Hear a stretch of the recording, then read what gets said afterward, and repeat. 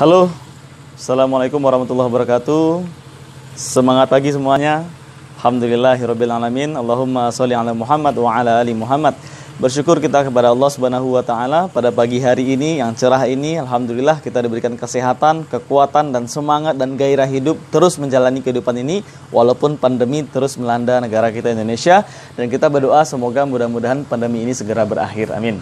Teman-temanku yang berbahagia, kali ini saya pengen bercerita tentang bagaimana dulu pengalaman saya pernah menderita sebuah ketidaksehatan, yaitunya saya mengalami satu kendala di bagian pencernaan saya, yaitunya asam lambung yang sangat tinggi. Jadi waktu itu saya bekerja di sebuah perusahaan di mana saya menjabat sebagai BOD, Board of Director, sebagai direktur operasional di perusahaan itu yang menguasai aset daerah sekitar 50 miliar lebih dengan karyawan kurang lebih 100 orang. Dan luar biasa, sebagai seorang direktur operasional saya harus mengendalikan 3 unit bisnis yang sangat besar sekali, dan itu membuat saya sangat mengalami tingkat stres yang tinggi. Nah, selain juga mengalami tingkat stres yang tinggi, juga ada tekanan dari selain pekerjaan, yaitunya masalah-masalah yang tidak bisa saya sebutkan di sini. Pada intinya saya ingin ceritakan bahwa bekerja di sana selama kurang lebih 1 tahun, akhirnya saya memutuskan resign. Nah, saya meninggalkan semua fasilitas yang ada, jabatan, gaji, mobil dan lain sebagainya. Tapi itu saya tinggalkan bukan karena saya sombong, ya. Ini mohon maaf, bukan saya tidak bersyukur, tapi saya tinggalkan justru karena saya pengen lebih sehat. Jadi waktu itu selama bekerja di sana 1 tahun, saya menderita penyakit asam lambung yang luar biasa sekali. Bahkan saya tidak bisa menikmati makanan yang selama ini saya sukai, seperti makanan pedas. Saya tidak bisa, bahkan tidak bisa makan mie instan, ya, sedikit pun nggak bisa. Kalau saya makan mie instan langsung perasaan saya itu cemas, mual, berkeringat dan seperti mau muntah, ya. Dan juga saya tidak bisa makan pedas. Ketika saya makan pedas, saya paksakan, maka lambung saya akan terasa seperti tergores dan terluka, ya.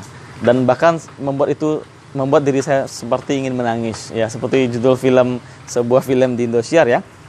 Ku menangis membayangkan betapa perihnya cintaku. Jadi pada intinya saya pengen sampaikan pada seluruh pemirsa YouTube bahwa saya menderita penyakit asam lambung yang sangat parah sekali. Berat badan saya turun, nafsu makan saya turun, bahkan saya hanya bisa mengkonsumsi nasi putih dengan lauk tanpa kuah, tanpa cabai dan sebagainya. Walhasil ya tentu kesehatan saya juga terganggu. Kemudian saya teliti demi teliti, ternyata penyebab asam lambung itu tinggi ya jelas tentang yaitunya faktor pengelolaan stres. Dimana kalau kita mengalami stressing yang sangat tinggi tentu akan menghasilkan yang namanya kecemasan atau anxiety yang berlebih di tubuh kita, sehingga produksi asam lambung di lambung kita juga meningkat. Bahkan pernah satu ketika saya mengalami gejala asam lambung yang sangat luar biasa parah sekali, lagi nyetir di lampu merah karena mau mengejar sebuah event seminar, saya sebagai narasumber pembicara dan waktunya sudah sangat mepet, tentu adrenalin naik gitu ya. Cemasnya juga naik karena takut telat gitu ya. Karena saking cemas dan adrenalin naik, akhirnya asam lambung saya naik sampai ke dada dan tiba-tiba saya merasa seperti sedang terkena serangan jantung. Akhirnya saya konsultasi dengan banyak dokter spesialis penyakit dalam, saya konsultasi dengan dokter spesialis paru, saya konsultasi dengan dokter spesialis jantung dan sebagainya. Ternyata mereka semua mengatakan bahwa saya sehat-sehat saja. Lalu saya bingung apa penyakitnya. Ternyata penyakitnya adalah asam lambung. Sekali lagi asam lambung. Bagi teman-teman Bapak Ibu semuanya yang selama ini masih mengalami yang namanya sakit asam lambung, itu sangat tidak mengenakan sekali. Oleh karena itu saya pengen cerita tentang bagaimana cara saya sembuh totalitas, ya, dari penyakit ini. Jadi pertama kita harus sadari dulu faktor penyebab dari penyakit ini, ya. Jadi penyakit ini, asam lambung ini, itu adalah karena gejala stres, ya. Gejalanya karena stres. So, agar kita pengen sembuh, kalau kita pengen benar-benar sehat dari penyakit ini, maka pertama sekali yang harus kita hindari atau kita selesaikan adalah hindari dulu atau selesaikan dulu faktor utama penyebab stresnya. Faktor utama waktu itu saya penyebab stresnya adalah karena tekanan kerja yang sangat luar biasa tinggi sekali. So, akhirnya saya putuskan keluar dari pekerjaan itu. Karena kalau bertahan di pekerjaan itu, saya percaya dan yakin bahwa stresnya makin tinggi dan penyakitnya juga akan semakin parah. Itu pertama sekali. Jadi kalau Anda punya masalah dengan apapun yang mengakibatkan Anda stres dan asam lambung Anda meningkat, maka pertama sekali triknya adalah keluar dari masalah itu atau selesaikan sama sekali. Jadi masalah itu ibarat seekor singa besar. Anda bisa pilih Anda melawan singa itu sehingga dia mati, atau Anda lari menghindari masalah itu sehingga dia selesai begitu saja. Nah, saya waktu itu memilih lari karena kalau saya lawan nggak bisa, karena itu adalah singa yang sangat besar. Kalau saya lawan, saya paksakan, saya akan mati begitu saja, konyol gitu ya. Akhirnya saya pilih, saya menghindar, saya lari. Tapi bukan sebagai pengecut, saya lari untuk menyelamatkan diri dan keluarga saya. Tapi perusahaan tetap berjalan apa adanya ya. Maksudnya ya berjalan ya bobrok begitu saja ya.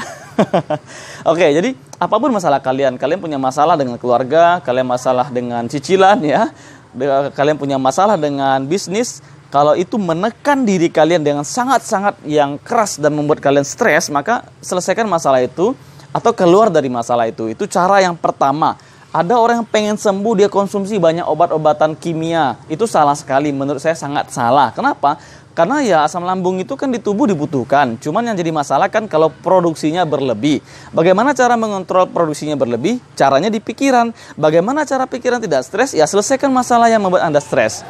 Kalau Anda stres karena cicilan, kalau Anda stres karena hutang, maka jangan berhutang, lunasi segera cicilannya. Jangan lari ya, jangan lari. Lunasi segera cicilannya dan selesaikan hutangnya. Kalau Anda stres masalah pekerjaan, cari pekerjaan yang lain yang lebih baik. Kalau Anda stres masalah hubungan keluarga, selesaikan secara kekeluargaan, baik-baik komunikasikan. Itu yang pertama sekali. Dan yang kedua, sesuai dengan sunnah Rasulullah SAW dan sesuai dengan banyak sekali ayat di Al-Quran yang mengatakan bahwa madu adalah obat. Ya, tapi bukan madu istri ya. Kalau madu istri itu bisa jadi obat, bisa jadi racun ya. Jadi obat kalau istri Anda setuju, kalau jadi racun kalau istri Anda tidak setuju.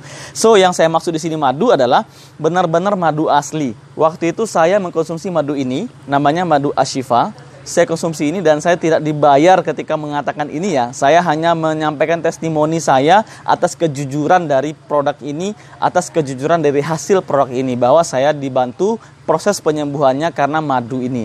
Ternyata saya banyak baca artikel waktu itu, madu itu ternyata mampu membuat dinding mukosa lambung kita itu semakin tebal, sehingga tidak mudah luka, tidak mudah tergores, dan ketika asam lambungnya tinggi, itu mampu menetralisir. Karena kenapa? Karena madu mengandung pH-nya sangat basah ya.